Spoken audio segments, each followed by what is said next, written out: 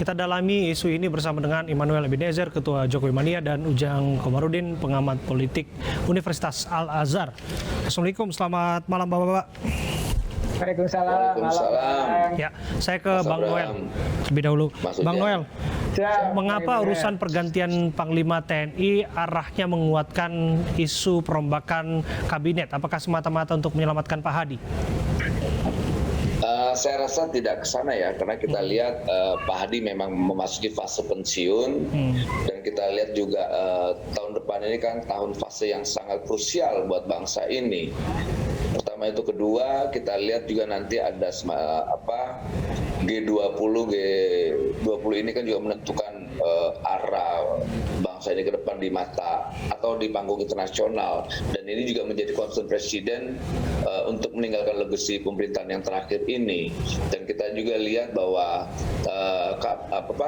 reshuffle ini kan menjadi kebutuhan, bukan lagi semacam spekulasi atau sebagai apalah namanya ya, tapi yang pasti kita lihat bahwa reshuffle ini sebagai menjadi kebutuhan pemerintahan Jokowi. Kita lihat kan beberapa menterinya, kita lihat ada yang sebagian sibuk dengan nyapres, masang baliho, sibuk berbisnis. Ada lagi kemarin kasus menurut kami ada skandal besar pasca korupsi bansos, yaitu PCR. Nah, menurut kami alangkah baiknya Presiden mengambil sebuah kebijakan yang luar biasa, dan kami meyakini bahwa reshuffle nanti ini reshuffle paling besar di antara semua reshuffle yang pernah Presiden lakukan. Oke, ini isapan jempol belaka atau kita sudah mulai merasakan aromanya semakin nyata? Nah, seperti yang saya sampaikan tadi, bahwa reshuffle itu bukan sebagai isu lagi, tapi sebagai kebutuhan. Kan nggak mungkin lagi Presiden ingin meninggalkan legasinya dengan karakter atau kultur menteri-menteri yang hari ini di mata publik secara moral sangat cacat. Oke, siapa kira-kira menteri yang secara moral sangat kacau di mata publik? Ya, kita lihat yang beredar hari ini siapa aja namanya. Tuh. Nah, Anda punya penilaian sendiri? Ya, kami punya penilaian sendiri dan punya pandangan tersendiri berkaitan dengan beberapa menteri-menteri yang menurut kami dari awal tidak punya totalitas dan loyalitas ke Presiden. Karena kita lihat periode kedua pemerintahan Jokowi hari ini adalah Presidennya bekerja untuk menteri, bukan menterinya bekerja untuk Presiden. Dan ini kan ngawur sekali.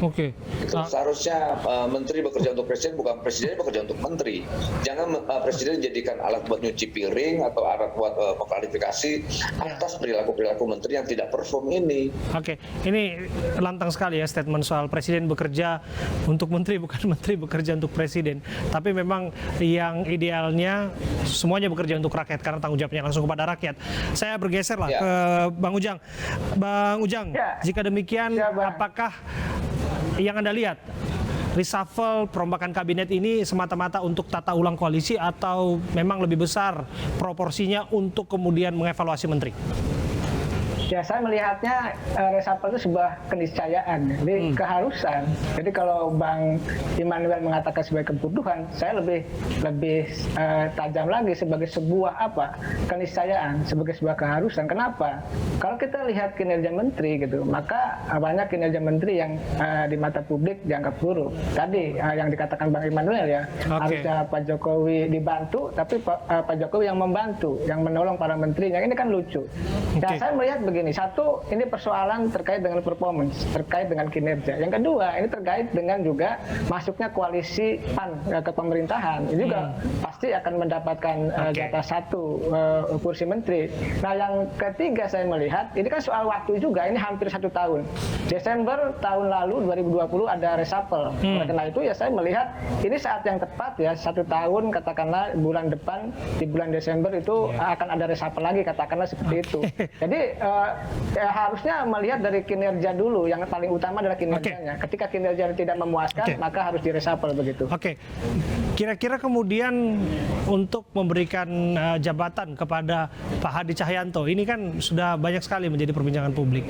Pos mana menurut Anda yang paling tepat, termasuk Anda sudah sebutkan PAN akan masuk koalisi? Nah, saya melihat dan menilai lalu mengamati ya. Biasanya ya yang cocok bagi Panglima itu ya kalau nggak di menteri ya jabatan setaraf dengan menteri atau KSP itu bisa. Lalu juga misalkan duta besar juga bisa. Tapi saya melihatnya ya bisa jadi Pak Hadi ini ada karena beliau orang yang berjasa kepada Pak Jokowi, mampu mengamankan Pak Jokowi gitu ya, dan dekat juga dengan Pak Jokowi gitu, maka porsinya kemungkinan besar akan tinggi. Dan saya melihatnya yang tepat dan cocok ya bisa di KSP, kepala staf kepresidenan maupun di menteri gitu, menteri tertentu. Kalau demikian kebakaran jenggot dong, Pak Muldoko.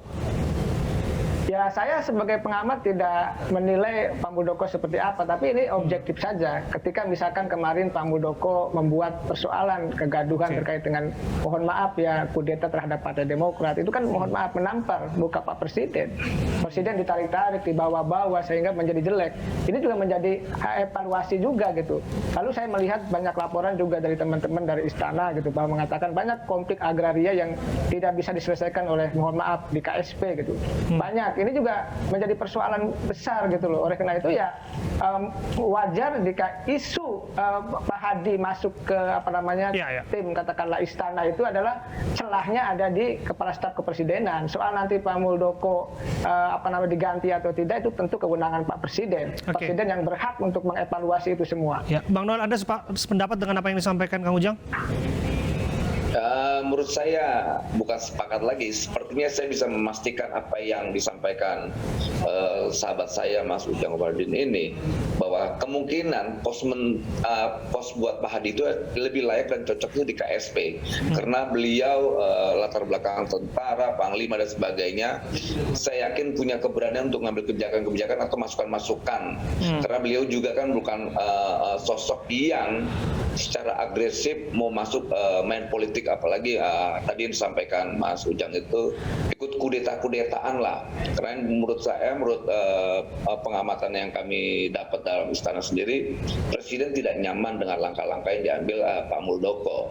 Karena kan tugas kepala staf Presiden bukan melakukan main politik partisan begitu. Dia harus menjaga komunikasi politik yang dilakukan oleh KSP itu sendiri. Dan ini kan tidak baik di mata publik. Seorang kepala staf Presiden ikut-ikutan main politik di luar ruangnya. Ini singkat saja terakhir Bang Noel, dari Anda seorang relawan Pak Jokowi, seberapa besar persentase kebenaran pengamatan Anda ini bahwa Pak Muldoko akan diganti Pak Hadi Cahyanto? 99%. Wow, 99%. Kita akan lihat seperti apa penerawangan ini, apakah benar. Nanti kalau misalnya benar, kita nanti akan menambahkan Bang Noel sebagai Immanuel ahli nujum Ebenezer. Itu bercanda ya Bang ya. Terima kasih Bang Noel, terima kasih Bang Ujang Komarudin.